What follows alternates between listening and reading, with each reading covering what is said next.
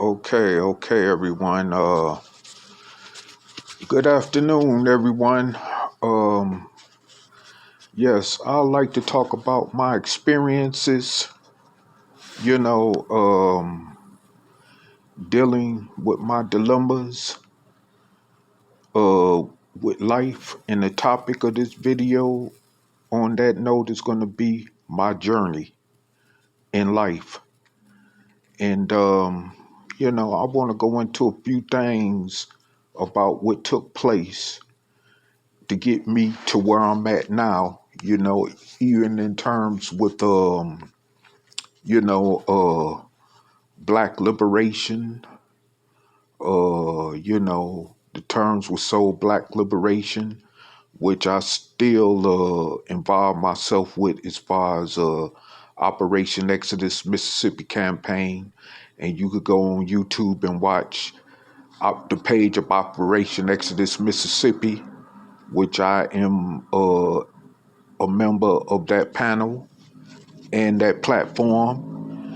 And I just want to point out some things, about why I am where I am, regardless of my struggle for the need of black liberation among us as 44 plus million here in America. First of all, which is the main topic dealing with my journey, is that I'm going to talk about, my frustrations with the black liberation struggle and talk about why I feel the way I feel in terms of the direction that I am going at this time in my life or headed towards at this time in my life. And I just like to talk about how, you know what I'm saying, really am at the point that where first of all I was going to talk about a topic in the video that me and brother Angel Snup 7 did yesterday. And I didn't go all the way into the topic, but I'm going to finish off speaking on that, you know as I start this video. I would like to talk about that more. First of all, like I explained in that video, I still, have an ideal that I was possibly, molested as a child, growing up in Detroit. And, but adults that was supposed to been, you know, responsible for me and watching over me, never went into the full extent of that child abuse, far as what I don't remember. Now, I do remember that I was left as a child in the apartment along with my sister for days without no food, where my diapers wasn't even changed for several days until someone had to come in and change my diapers finally, and where I reportedly, according to an older relative who is now deceased, told me that I had suffered from malnutrition. And at that time, it was because my parents was on the streets doing what they were doing and was neglecting their responsibilities as parents, okay? But also, too, like I said, at that same period of time, we was staying at another location where I was left, in the custody of a neighbor, and I believe that to this very day, this neighbor was probably on drugs. And at that time, my parents were, on drugs and caught up into the street life as well, So that's what they associated themselves around. And so, I was caught up in the middle of that. And, as time went on, they ended up eventually relocating to New York City, which they would continue on with that type of lifestyle there. And I was, taken in by my grandmother in terms who had my first cousin, who is in her early 70s, to take me in, you know. And she kept me for about a couple of years, made sure I went to school, made sure I was fed and clothed properly, and all that of what, a adult is supposed to do when they have a child in their custody. Okay, well, my sperm donor put a stop to that. And however, my mother ended up coming to Detroit on my 7th birthday. I believe it was in 1975, and she retrieved me and took me to New York to be with her and her other half, who I referenced as my sperm donor. Okay, and from that time on, I still dealt with different types of abuses, you know, as a child, and whether it was by other children my age, and the along with the bullying that I experienced there. While there, I had to learn how to fight on the streets, you know, to protect myself and to keep people off of me and to fend for myself, even at times when I was still under my parents' roof, where I had to learn certain lessons starting around the age of 8, how to be an adult when it came to survival mechanisms, so what happened was, as time went on, I basically ended up going back and forth to Detroit, between New York and Detroit, to visit family members, especially when my parents up in New York would get in trouble with the law, would have a hard time or trying to find an apartment, because we kept moving for a while. When I first went there, we kept moving from place to place, and stuff, because of their lifestyle, as I just basically explained. And so anyway,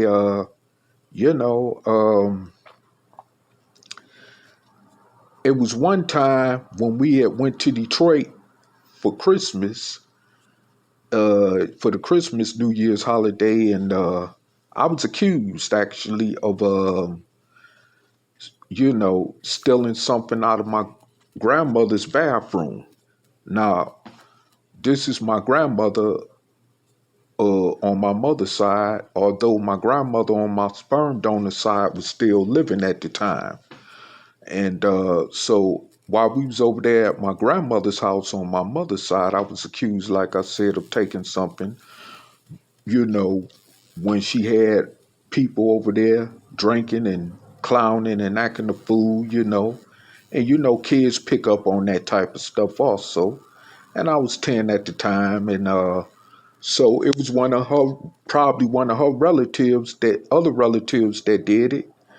And I was accused, and so she decided to beat me.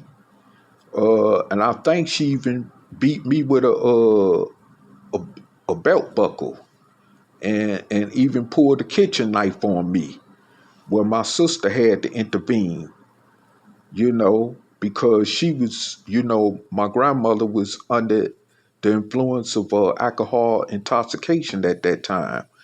And, when, she was confronted at this one time by my sperm donor, she denied it. But however, uh, you know, as time went along, I would suffer those type of kind of, whether it had been physical abuses or verbal abuses. And it was out of anger because of, division in the family, and because my grandmother on my mother's side didn't particularly care for my sperm donor. And so, as of that matter, she took it out on me. And even though, other family members would deny that she felt that way about me, now that she's deceased, which she passed away last year. Matter of fact, this same month, this would be a year or a week or two since she has been deceased. But, I never got a chance to say goodbye to her in her last days because I am several states, because of being several state lines, across state lines separated, and about like 1,000 miles separated. And so I never got a chance to say goodbye to her either way. And I but however, I suffered, even abuse at the hands of my sperm donor, who accused me, him and my mother accused me a couple of times of stealing some money, which I did not do. And, like I said, at the time they were on drugs and they was in the streets hustling, living that lawless type of lifestyle, where I was even left in the house, on numerous occasions with the door locked, couldn't even get out. And there was a time where I didn't even have no food at all in the refrigerator to eat. And I was in a situation where anything could have happened. The building could have caught on fire and I would have been trapped in there. I couldn't even get out through the window because they had a back window, fire escape back window, which they had locked, which I couldn't get out. So, I mean, that type of situation,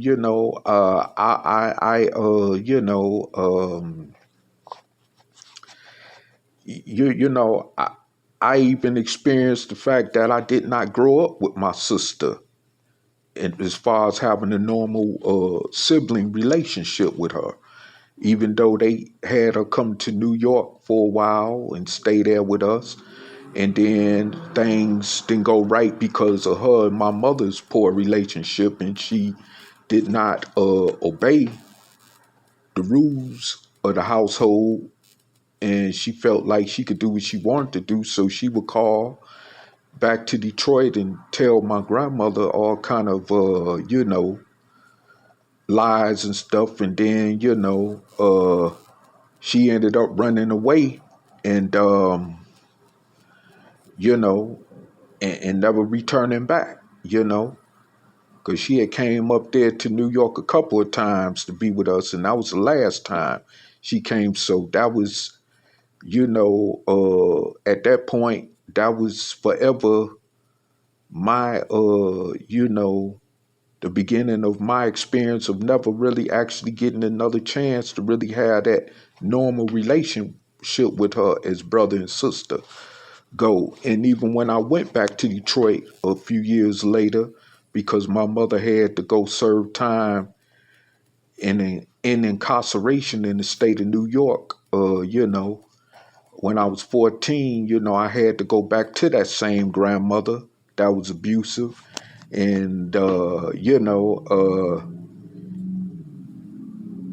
me and my sister still, who was living there at the time, could not form a normal relation as brothers and sisters, because at that time she had got more wide open because of the fact that my grandmother allowed her to have her way while she was growing up in the same projects in Detroit, Michigan, that my mother was sort of raised in with the rest of her siblings. And so my sister ended up, being a strip dancer and drinking, and then eventually she ended up on drugs and stuff, and having a child during the period of her drug addiction, and she stayed on drugs and alcohol basically until the day she died, and she died from sclerosis disease of the liver because she couldn't stop drinking, and of course she couldn't stop doing drugs, and as a result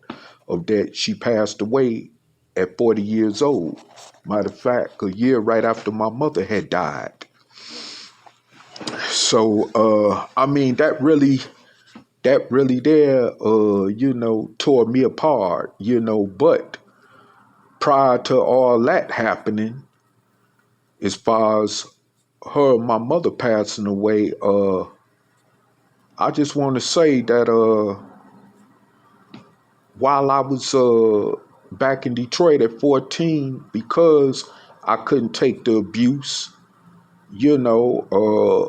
of my grandmother, I ran away to the other side of town to be with a relative on my sperm donor side who was the sister of his mother, who was my deceased grandmother at that point, who had died a few years prior to that. Right, in fact, a couple of years.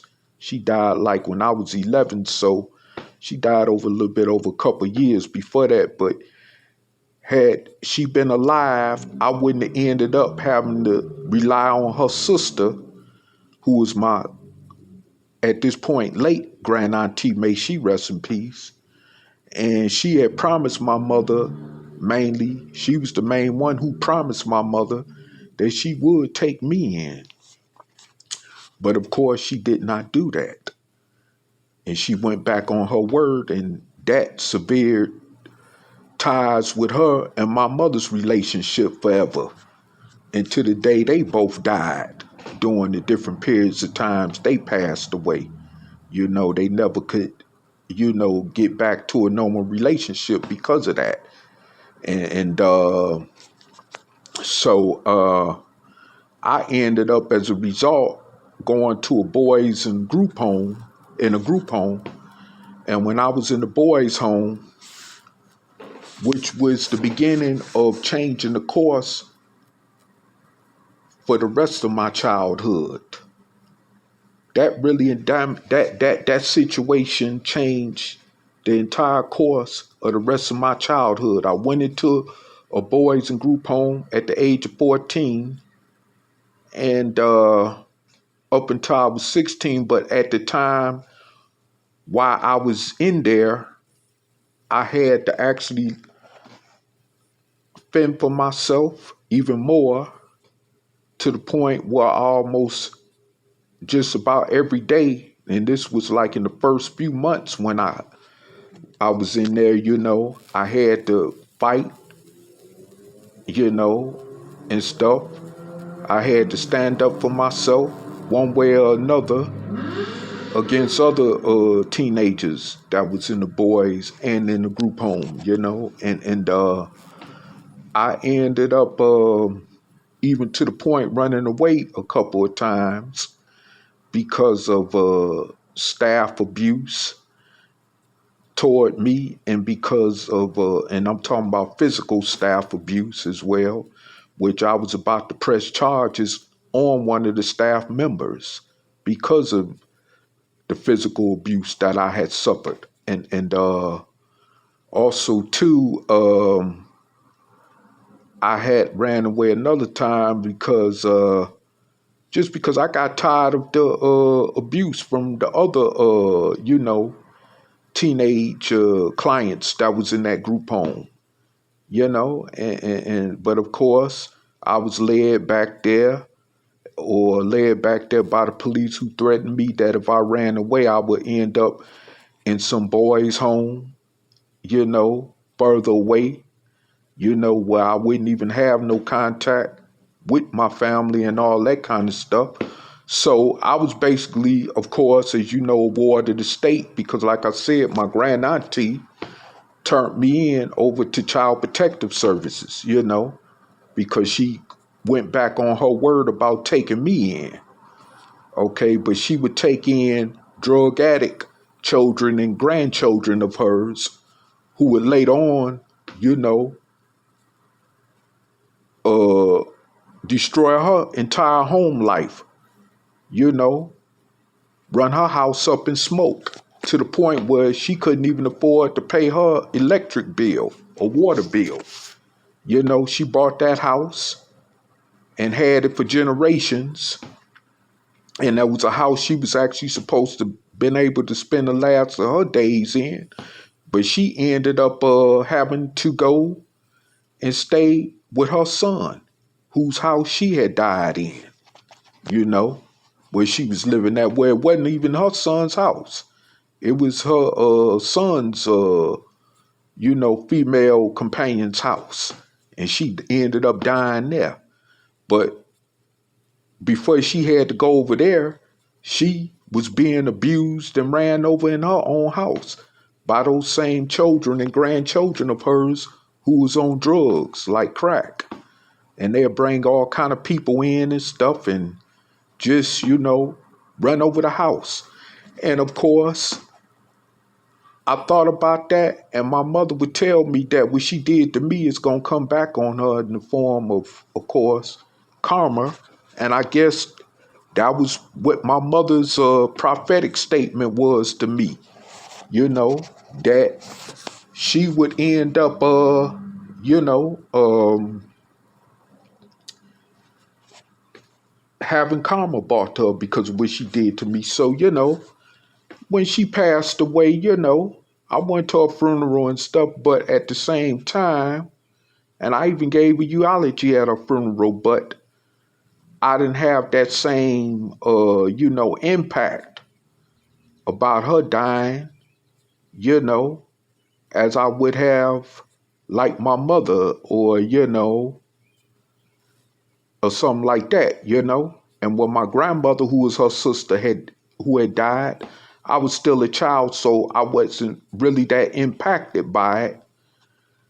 But I'm sure had I been older, I'd have probably been more impacted by it, you know, because my grandmother on my sperm donor side loved me so much that she was very protective of me, and she even ended up her relationship with my sperm donor, her son, ended up diminishing more because of the fact that, you know, she did not like the way he was handling me, you know, and stuff like that.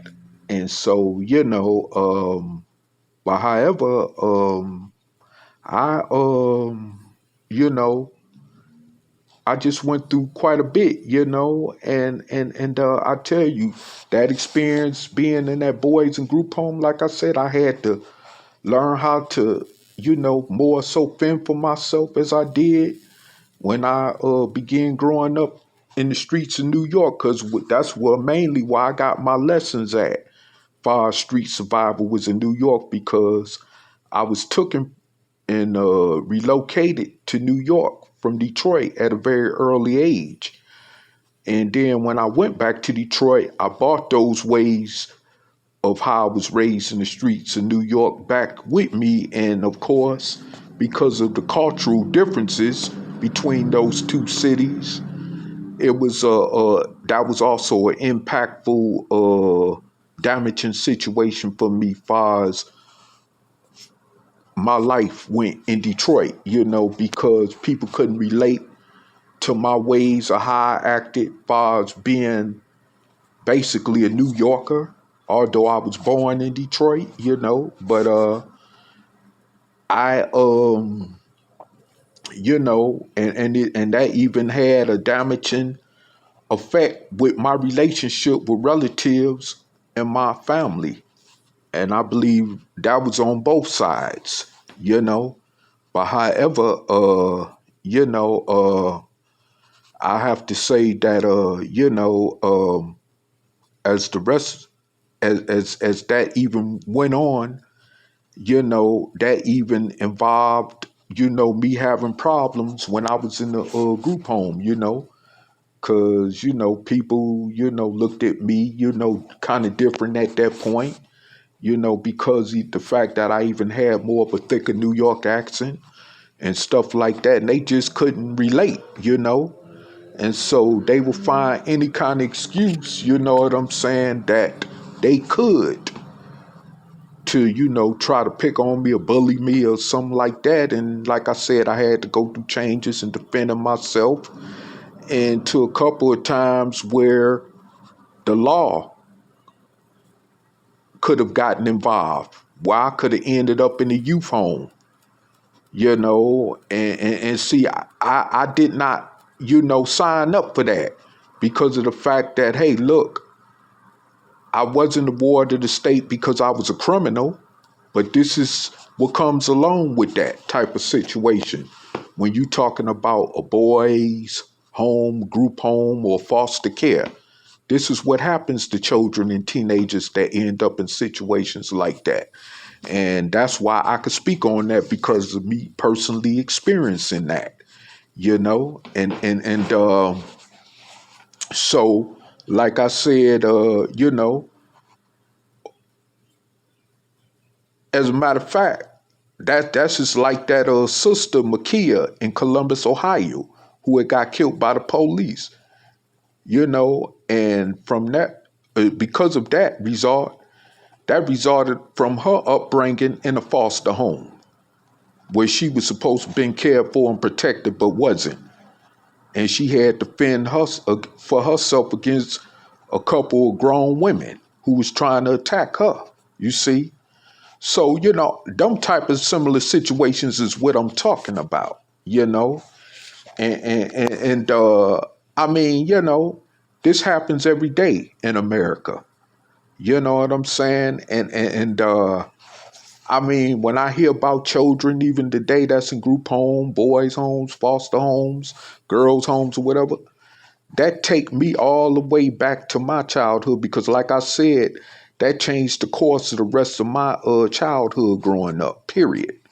Even when I left the group home at 16 after my mother had got out of jail and she was on parole and stuff in New York, and the courts allowed me to be able to go there in New York to stay with her until, of course, me, her, and my sperm donor ended up moving back to Detroit anyway while I was 18. And then I eventually, at that time, left from under their roof and went out on my own, But that's a whole nother situation in itself. But, like I said,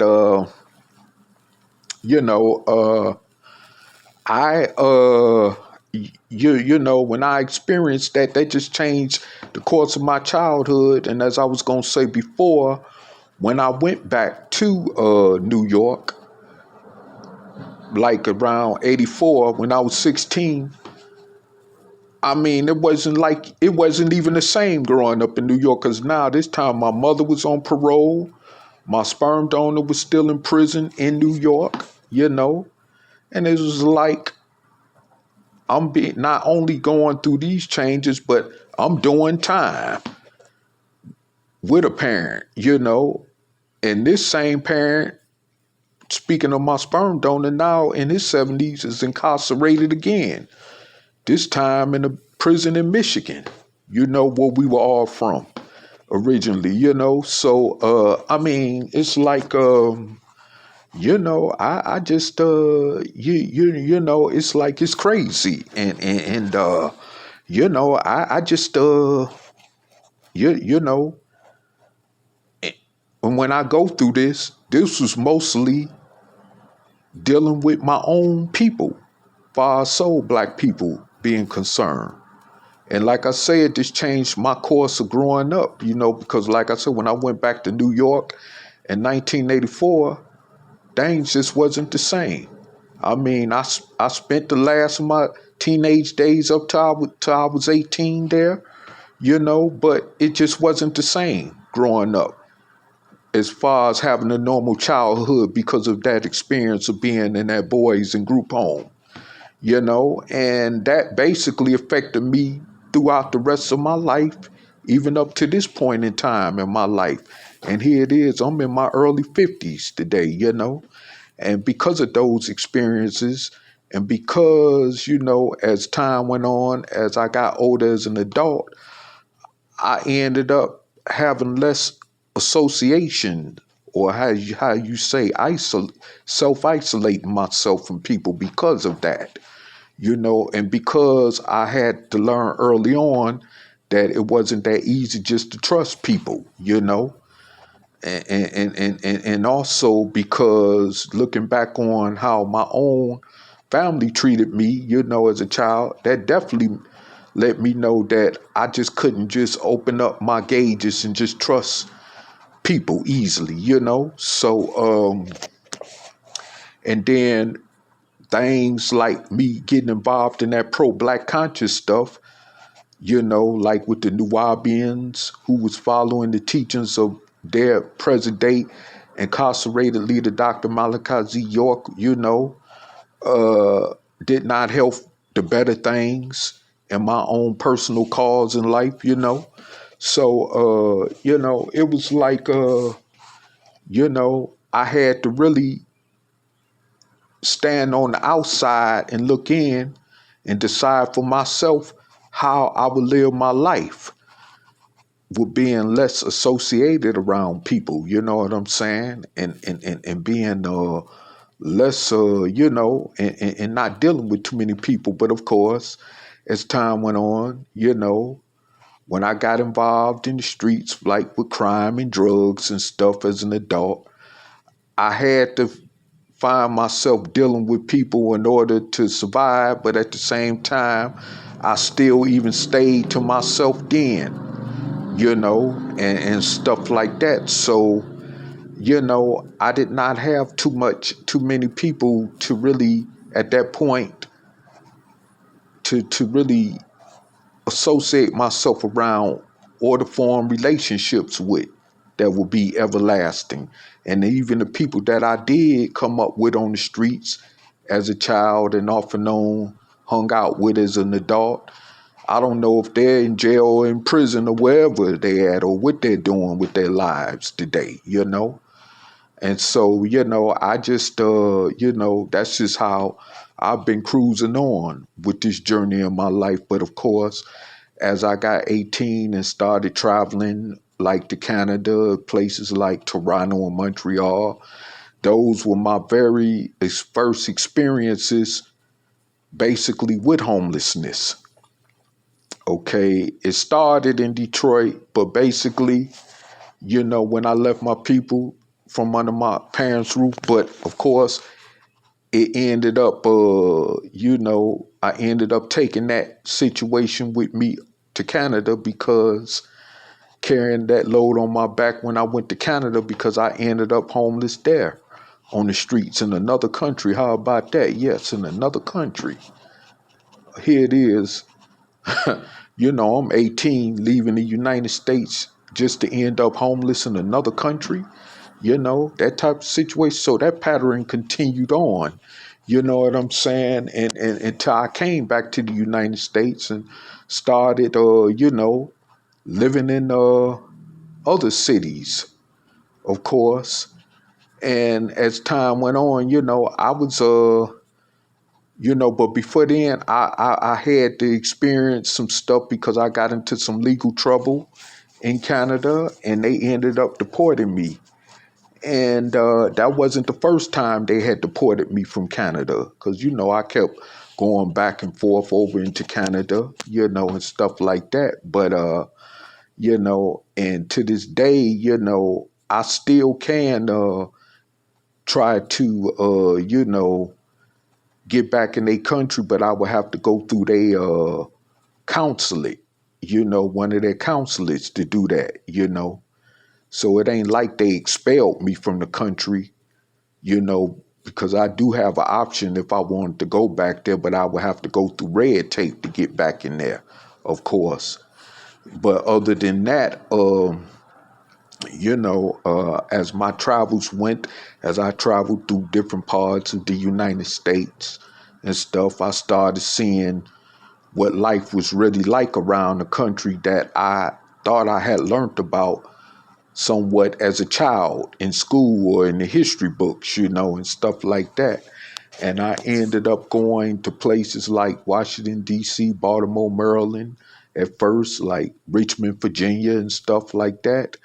And I started even getting my taste experience as far as racism going to the South, which started in Virginia. And then as time went on, I would end up going deeper south, like to Florida, Georgia, and the Carolinas and stuff like that. And,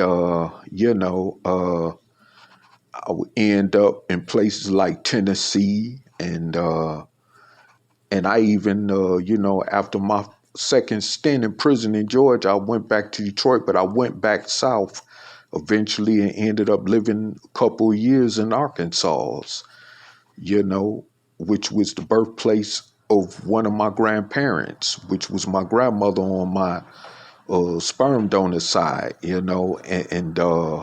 so anyway, ended up experiencing that experience being called the nigger word, and like in a little small town I was living in Fayetteville, Arkansas, which is like in the northwestern part of that state, like 300 miles northwest of Little Rock, where my grandmother was born.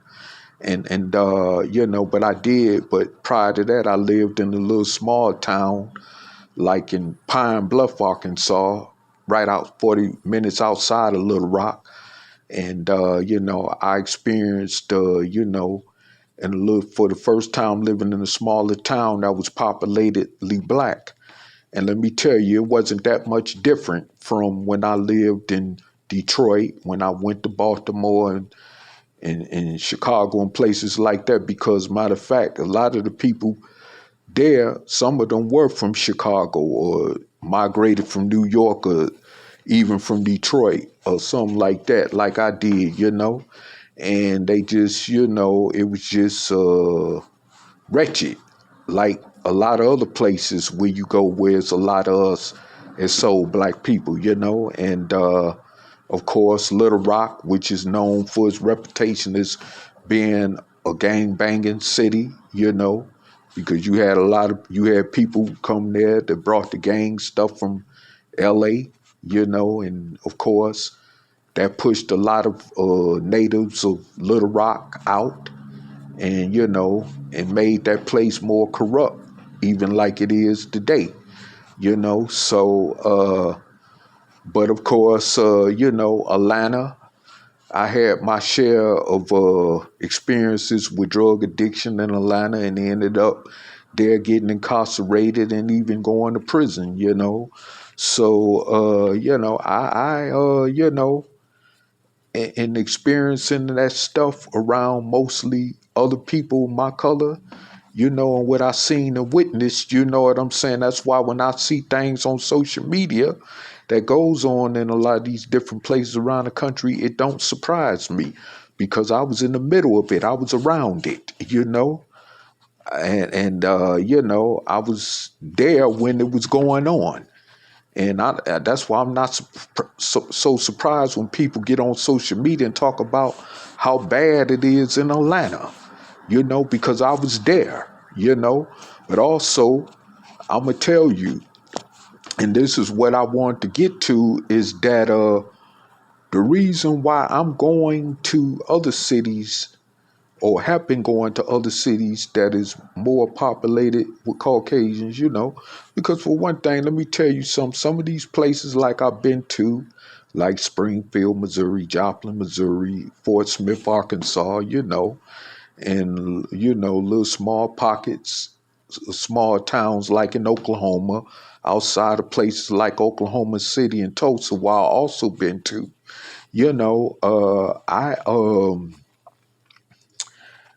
I was around whites that was in heavy loaded poverty. Okay. I seen, and even where I live at now here in Nebraska, is a lot of white people that are in poverty. Okay. Very extreme poverty. Some are more poor than, the average, some of the more average poor blacks that I've been around for most of the time in my life. Okay. And they still don't it's still a balance check in those communities or these communities, as I would say, there's still a balance check where it's not much violence as compared to the way it is in the soul black community. You know, you're not going to see them jumping out in the middle of traffic, shooting at each other with semi-automatic machine guns like you would in Chicago or Detroit somewhere. You're not going to see them, you know what I'm saying, you know, just randomly shooting people unless they doing mass shootings, which they are known for, okay? But in normal circumstances, when they're shooting just at a individual target, they going straight at that individual target, okay? They're not like in Chicago, Detroit, or LA, where they just drive by and just shoot and not shooting at their main target, but just shooting at anybody, okay? I don't see that in none of these communities I've been in where it is predominant white people. And I'm talking about poor Caucasians. I'm not talking about the rich or white picket fence Caucasians or the ones you hear about in Beverly Hills or something, okay? Or the ones you hear about in certain parts of Colorado, I think Aspen, Colorado or something like that. No, I'm not talking about that, okay? I'm talking about these ones, that are poor and don't have nothing. I'm talking about your Hells Angels type, your white or Aryan Nation supremacist type, your what they call them in the penitentiary, Peckerwood, white supremacists or whatever, your gangs or whatever like that, or the the banditas or whatever you call them, like, the ride that's involved in these different motorcycle clubs, they're just poor, you know what I'm saying? You don't even see them out there doing that type of crazy stuff among each other. And you do have white gangs, okay? I live around them. I've been around them. I've seen them, okay? You don't, they don't even carry out that much magnitude of violence amongst each other.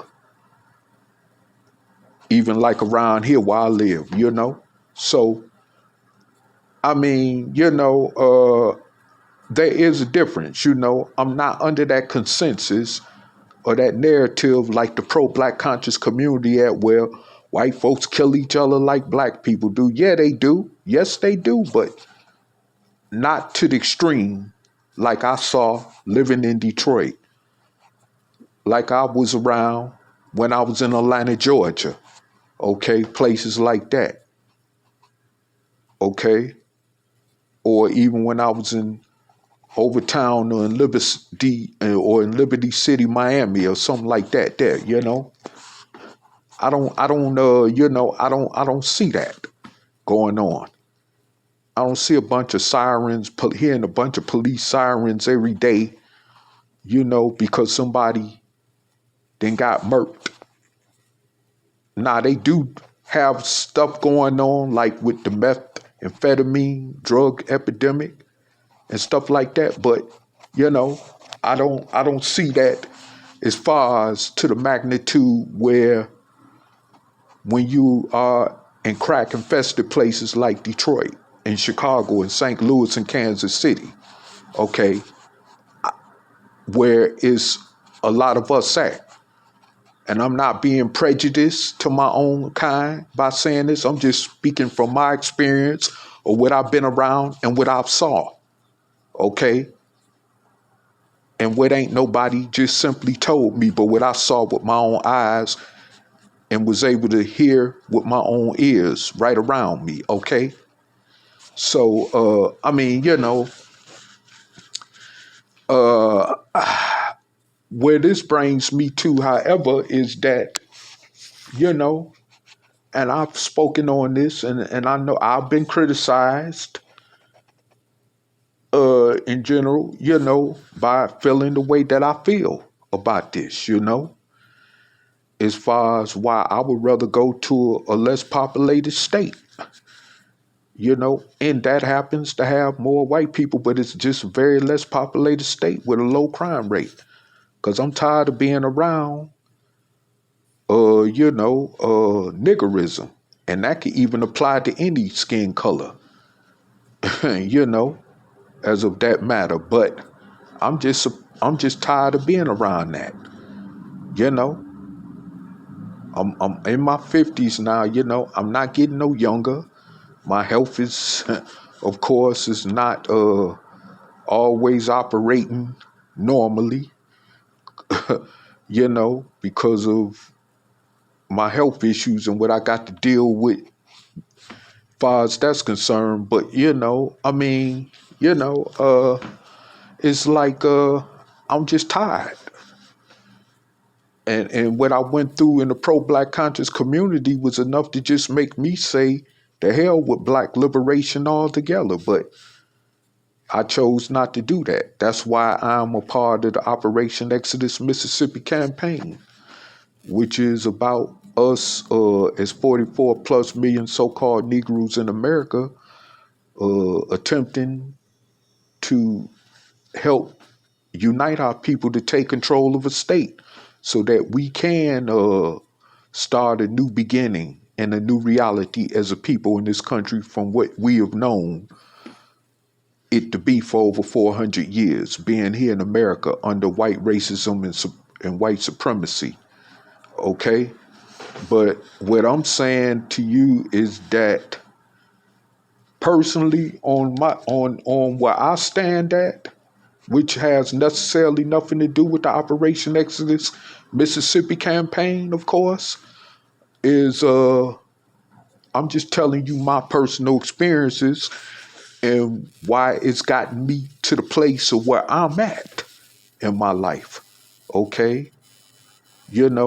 Imagining as a child growing up, you still living under your parents' roof, but you ain't got nothing in the refrigerator, so you got to go out and hustle or do whatever it do to eat and survive so you won't starve, you know what I'm saying?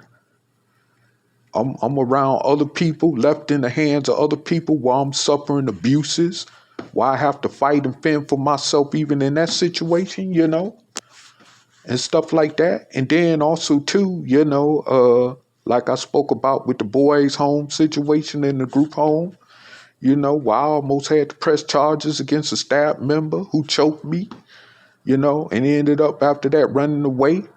And the police came to my grandmother's house to pick me up to take me back there.